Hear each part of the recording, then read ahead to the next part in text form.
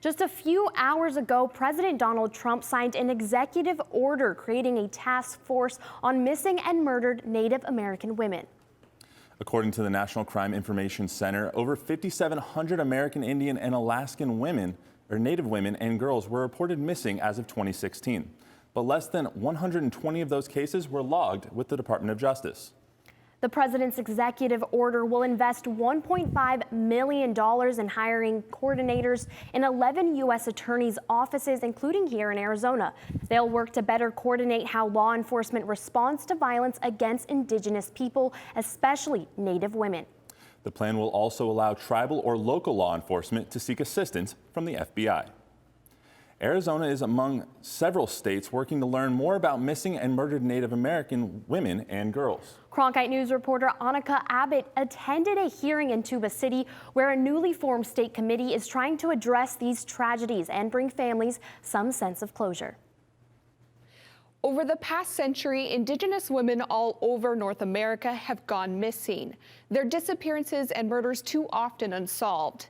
As Native women have begun speaking out on behalf of their mothers, sisters, and daughters, government officials have started to work on figuring out just how many women are affected and what is causing them to vanish. According to the U.S. Department of Justice, indigenous women are 10 times more likely to be murdered than the national average. More than 8 in 10 experience violence in their lifetime, and more than 80% of victims have been involved in a domestic violence dispute. In August, Governor Doug Ducey signed legislation creating a study committee on the problem. Because funding was not immediately released, the work so far has moved at the speed of bureaucracy, according to committee chair Jennifer Germain. The committee recently gathered to hear from the public. I spoke with lawmakers and family members of victims about their frustrations and what comes next.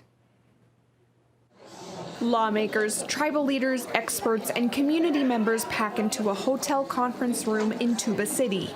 It's the second study committee meeting on missing and murdered indigenous women and girls. Family of victims are here to testify and learn more about the state's progress. Navajo woman Latoya Apachito seeks help finding her missing sister-in-law. Ways to try to search for her, try to get answers. Most part, just pray she comes home safe. Among the greatest challenges in solving the issue, building an exhaustive and accurate database of victims. Some of the details that we're looking for are not in queryable fields in law enforcement databases. They're in police report notes, they're in television interviews, they're in newspaper reports. The committee will be working with student researchers from Arizona universities to collect all this information. But one other problem, some relatives may be reluctant to go to authorities.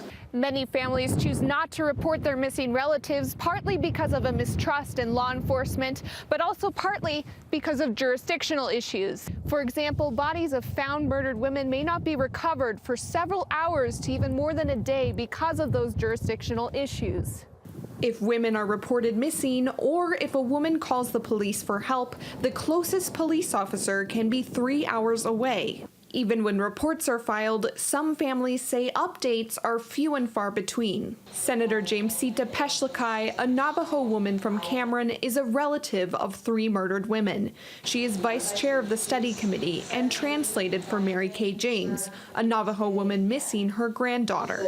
She has not heard anything back as a follow-up from the authorities that have been searching. They've been given no updates as a family. The study committee plans to hold future meetings on tribal lands so that those affected most can testify. It's expected to take several years just to build that database of missing and murdered women. The study committee plans to meet again in December, though the date and location have not been set. I'm Anikka Abbit, Cronkite News.